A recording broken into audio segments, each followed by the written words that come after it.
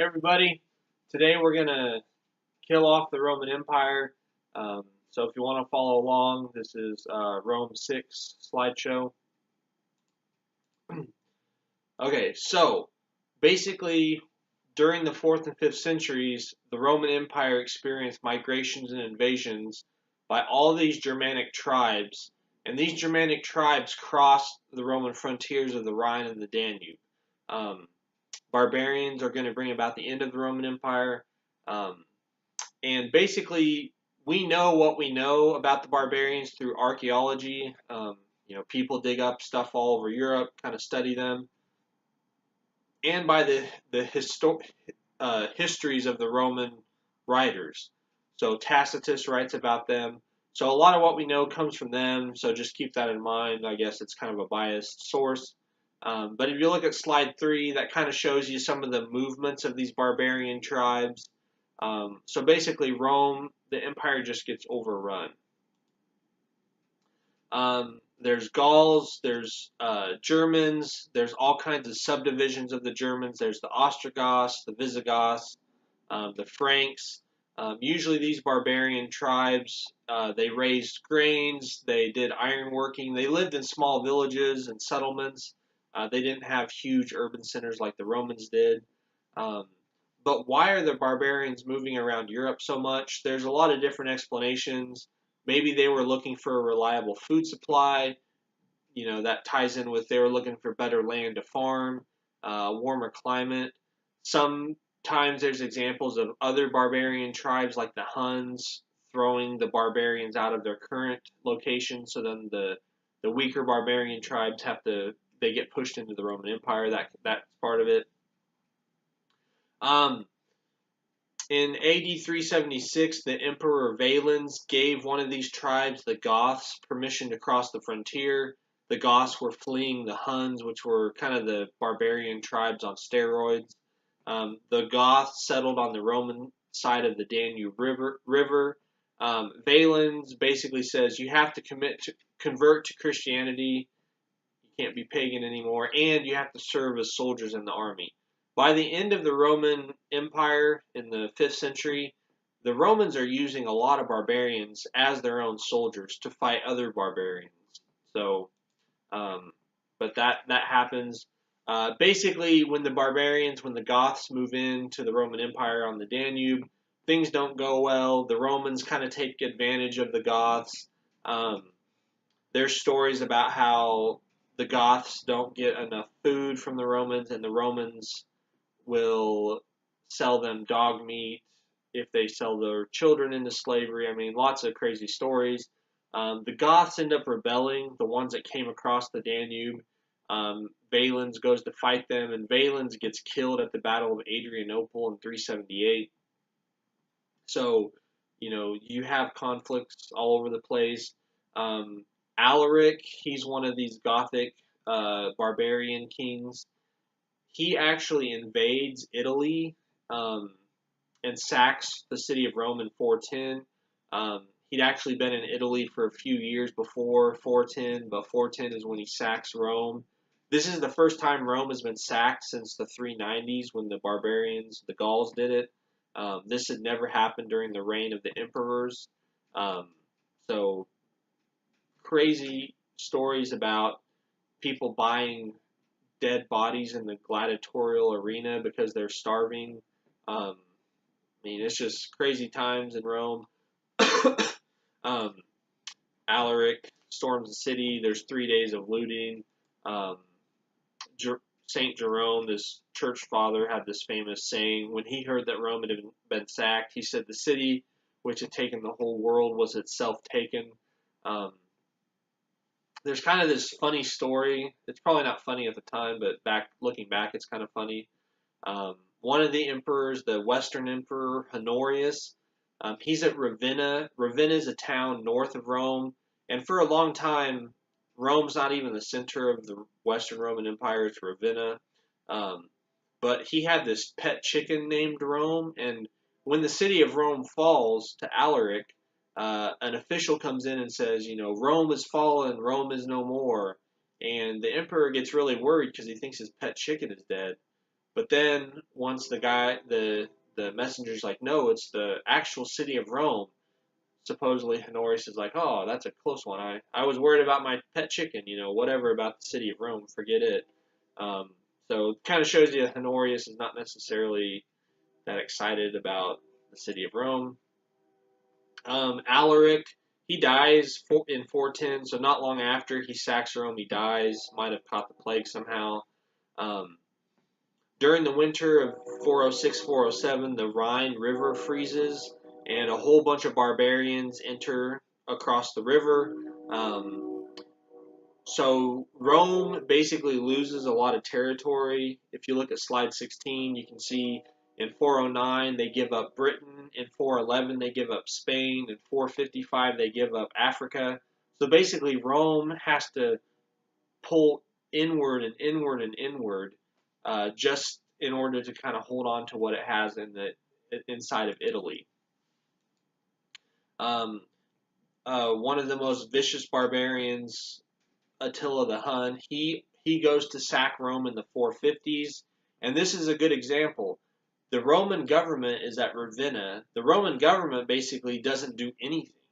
The military doesn't do anything. The Pope Leo, he has to leave Rome, and he goes out and he talks with Attila the Hun, and he basically convinces Attila to leave the city of Rome. We don't really know why, but Pope Leo is successful. So here's a good example of the church is about the only thing that's competent anymore in the Western Roman Empire, the only real authority. The Roman government kind of just lays over and takes it, and the church has to deal with things. So the Huns eventually leave. Another group comes in not too long after that, the Vandals. They sack Rome from North Africa. So Rome doesn't escape totally. Eventually, you have this barbarian chief, Odovaker. Sometimes he's called Odoacer. He's got different names, but he deposes the last Roman emperor in the West. So there's this Roman emperor, Romulus Augustulus. He's the last Roman emperor in the West. He gets deposed by Odovaker in 476.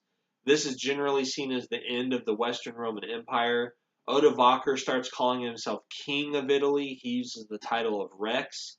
So basically, in the West, you have all these barbarian kingdoms, and the Roman Empire is no more. And in the East, you still have the Roman Empire. Now, I do want to say one thing. Just because the Roman Empire is gone politically, a lot of these barbarian kings and kingdoms, they actually continue the traditions of Rome. So they'll have their own senates. They'll try to keep the coinage of Rome. So in a way, Rome lives on. It doesn't just collapse. But politically, it's done for, and we just have the East. If you look at slide 23, there's all these different views about why Rome falls. There's the increased decadence theory. That's kind of the Roman theory. We collapsed because we got soft. We forgot our Roman values. Christianity weakened the Roman Empire. That's an explanation set out by Edward Gibbons, an English historian of the 18th century. He basically says that Christianity, superstition, weakened the empire. If you're a Christian, you start putting more emphasis on behaving like Jesus. Jesus was Jesus was not a warrior. He did not go around killing people. He did not go around fighting battles. He talked a lot about the kingdom of God, not a political thing. So a lot of Christians behave like Jesus, are focused more on the afterlife. That's not going to help you when the barbarians are coming across the border. That's kind of Edward Gibbons' argument. There's something called the catastrophic event explanation. You have huge population decreases. There's theories about lead poisoning. There were lead pipes in Rome. You get lead poisoning, so the population goes crazy. Increased corruption. The German barbarians. The divided empire thesis. Some people say Rome never fell at all. It just kind of continued under a different name, under different barbarian kingdoms. So basically, there's a lot of different theories. I got two here on slide 24. And I guess the question I should say first is, why did the Eastern Roman Empire live on? It gets attacked by barbarians. It gets attacked by the Persians. Somehow it survives. Um, so there's two kind of people, historians, I guess I'll point to. Like I said, Edward Gibbon, his big book, he wrote this huge, like 6 or 7 volume. It's called The History of the Decline and the Fall of the Roman Empire. He basically said superstition and barbarians ended Rome. Christianity is superstition. That's what helped end Rome. And then the barbarian invasions. There's a Belgian historian named Henry Prienne. He wrote a book called Muhammad and Charlemagne. He basically said barbarians, the German barbarians, did not cause the fall of Rome, but the Muslim conquest of the Mediterranean world did. We'll talk about this in a little while, but basically the Muslims conquered, the Middle East, North Africa, Spain. Basically, the Mediterranean world was wealthy, and the Muslims got control of a lot of these wealthy places. So Rome, instead of looking to the Mediterranean world, Rome had to look to Northern Europe. So not everyone believes these two historians. These are just kind of really famous explanations for the fall of Rome. I think a lot of modern day historians pick and choose parts they believe from these two guys and other parts they don't. So if you are interested in why Rome collapses, these might be two good historians to start with. So, okay. So after the fall, I want to talk a little bit about one of the most famous emperors, Justinian the First. So we'll get there in a minute. But the Ostrogoths are another barbarian tribe that have been wandering around the Balkans. The Emperor Zeno, he's the emperor of the East. He sends Theodoric to go to Italy to defeat Odovaker. And Theodoric does that. He conquers Italy and sets up the Ostrogothic kingdom. And he keeps a lot of Roman institutions. He tries to preserve Rome, and he does for a while. So there's barbarian kings that work within Rome. And some of these barbarian kings set themselves up as kings, but they admit that they're still subject to the Eastern Roman Emperor. So once again, here's kind of different theories about how the West never really fell. They just kind of faded, I guess you could say. But the Eastern Roman Empire is going to live on until 1453. We sometimes today call this the Byzantine Empire, but that's something that's invented in the 16th and 17th centuries, that terminology. The people living in the East called themselves Romans. They thought of themselves as Romans. Now, they do change a little bit. The Eastern Roman Empire, Greek becomes the main language, not Latin. So there's some differences between East and West. But the most important emperor of the East, or the Byzantine Roman Empire, is Justinian the Great. He ruled from 527 to 565. He preserves Rome as best he could. He fights barbarian tribes. He fights the Persians. He fights the Muslims, or his descendants fight the Muslims. Sorry, he's dead by the time the Muslims are on the rise, but his descendants do.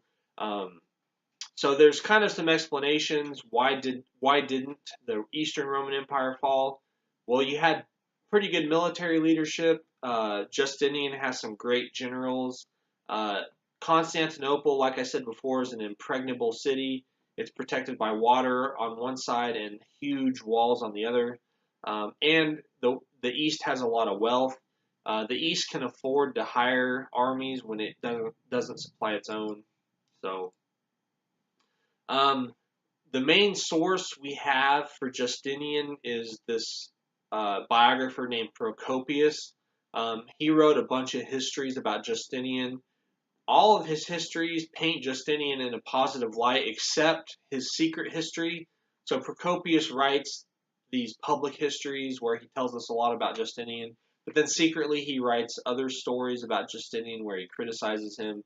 But if you want to learn about Justinian, Procopius is a good person to read from.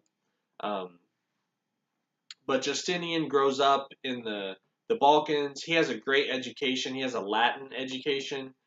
He's a good administrator.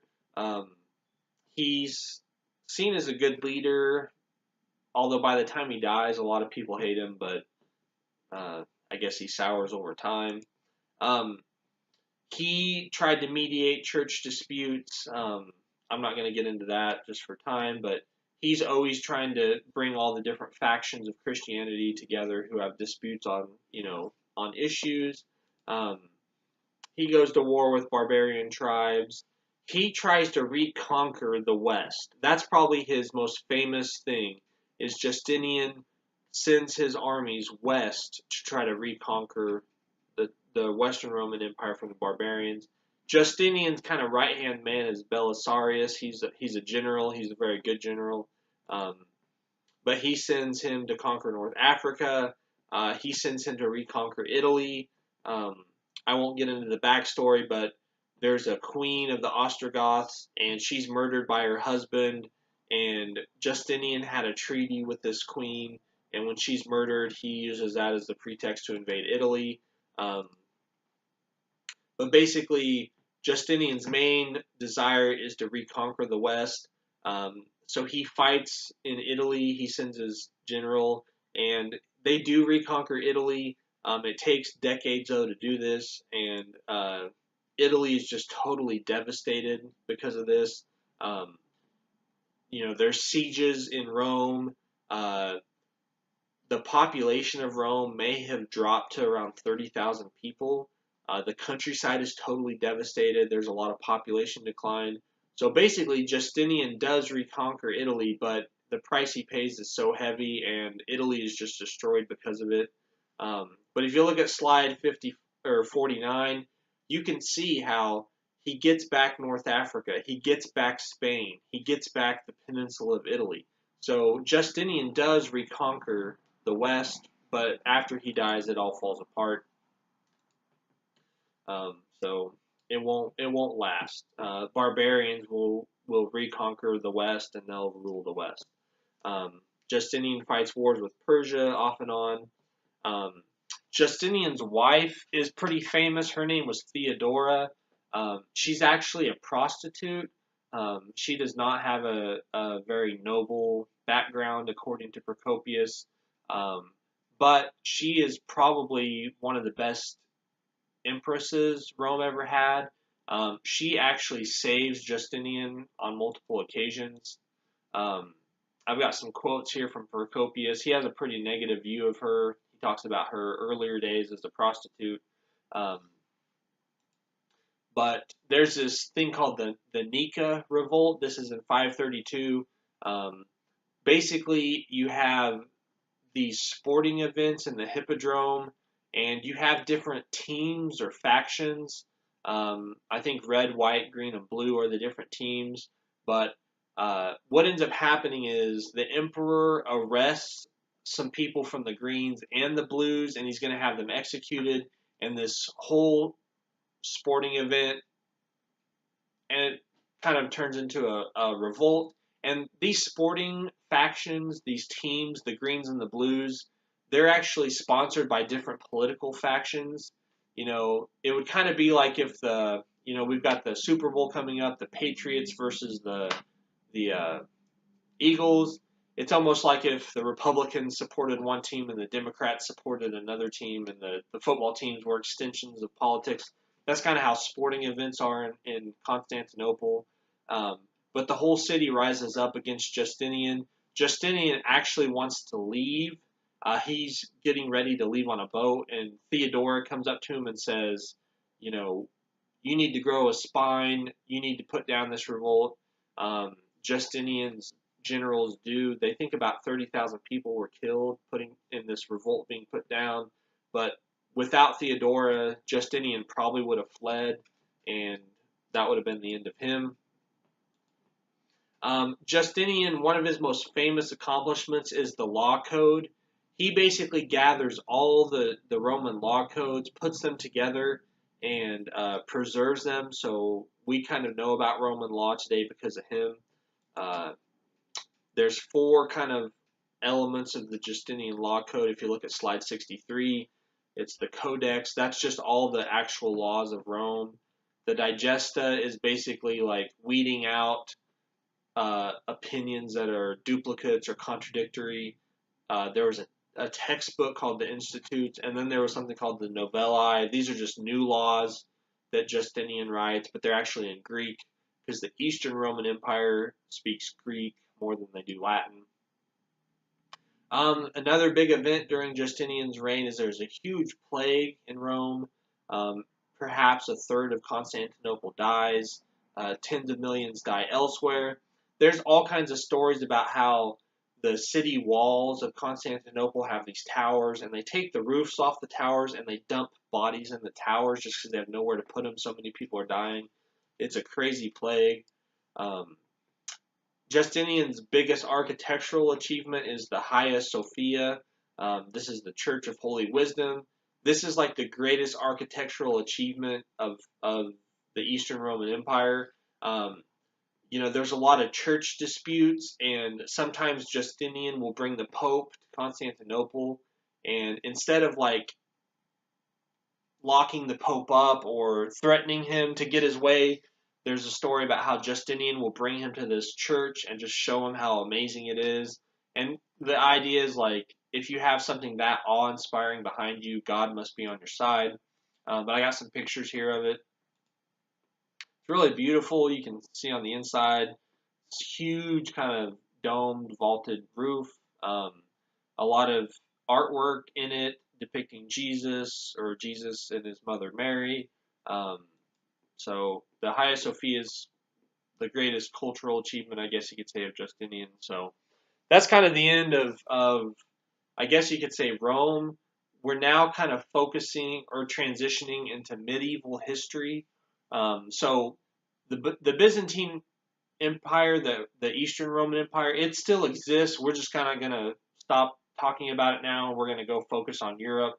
Um, so it's still there, but our focus shifts to the West again, and we'll kind of get into the Middle Ages now.